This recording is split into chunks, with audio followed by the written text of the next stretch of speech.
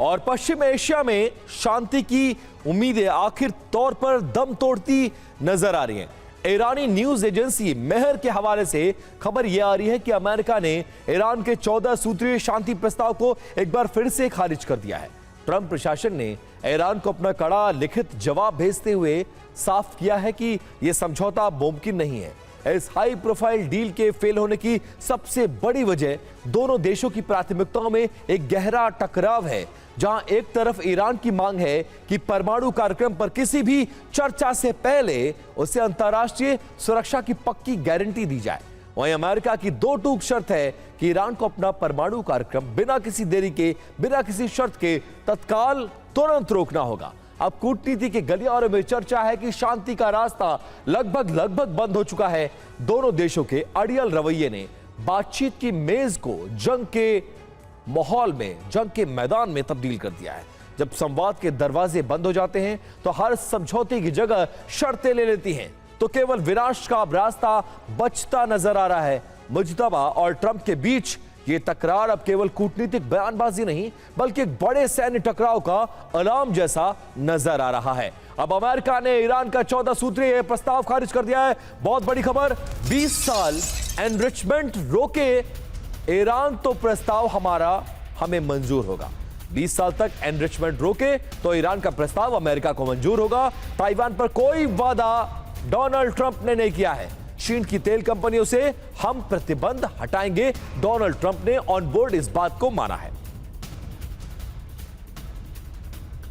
और ईरान के विदेश मंत्री अब्बास आरागची ने बहुत बड़ा बयान दिया है। अमेरिका से बातचीत का हमें संदेश मिला है, आरागची ये कहते नजर आ रहे हैं। अमेरिका बातचीत को जारी रखना चाहता है, चीन से हमारे अच्छे संबंध हैं, शांति बहाली में चीन की मदद का हम स्वागत करते हैं।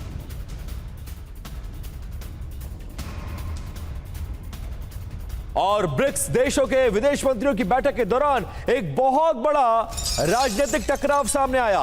ईरान के विदेश मंत्री अब्बास आरागची ने यूएई पर सीधा हमला बोल दिया। ईरान का आरोप है कि यूएई सिर्फ अमेरिका और इजराइल का मूक दर्शक नहीं है। ईरान ने अपने खिलाफ सैन्य अभियानों में सीधा उनको भागीदार बताया है और दोनों राजनयिकों का यह सीधा टकराव ब्रिक्स के सम्मेलन में देखने को मिला है। और ब्रिक्स के मंच पर अब एक नया कूटनीतिक मोर्चा खुलता नजर आ रहा है। ईरान और संयुक्त अरब अमीरात के बीच बढ़ती तल्खी ने संगठन के भीतर खलबली मचाकर रख दिया है। ईरान के विदेश मंत्री अब्बास आरागची ने सीधा और गंभीर आरोप लगाया है कि इस क्षेत्रीय तनाव में यूएई पूरी तरह से अमेरिका के पाले में आकर खड़ा हो गया है। ईरान ने यह आरोप कुछ दावों के आधार पर लगाया है। तेहरान का दावा है कि यूएई ने न केवल अपने एयरबेस अमेरिका को सौंपे हैं, बल्कि अमेरिकी फाइटर जेट्स को ईरान के खिलाफ उड़ान भरने की खुली छूट दे दी है। यही नहीं, ईरान के खिलाफ अमेरिका के सीक्रेट सैन्य ऑपरेशंस में भी यूएई ने जमीन और संसाधन को उपलब्ध कराया है। सबसे बड़ा आरोप इंटेलिजेंस को लेकर है। कहा जा रहा है कि यूएई अपने एडवांस रडार और खुफिया डेटा सीधे अमेरिका और इजराइल के साथ साझा कर रहा है।